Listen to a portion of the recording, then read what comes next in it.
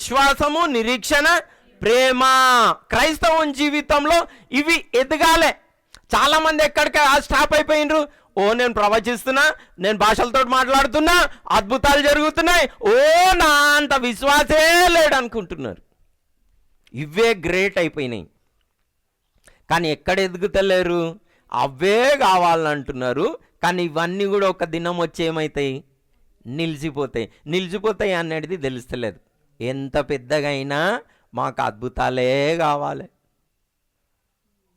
స్వస్థతలే కావాలి, మేము ఏమైనా అవే పరలోకం కావాలి. కానీ మేము మాత్రం మంచిగా మ్యాజిక్ మంత్ర అంటే ఏదైనా ఆంఫట్ కుల్జా సెమ్సిమ్ అనగానే తెలిసిపోవాలి నేను యేసుక్రీస్తు ప్రభుని నమ్ముతున్నా, పరలోకానికి వచ్చేసేయాలి.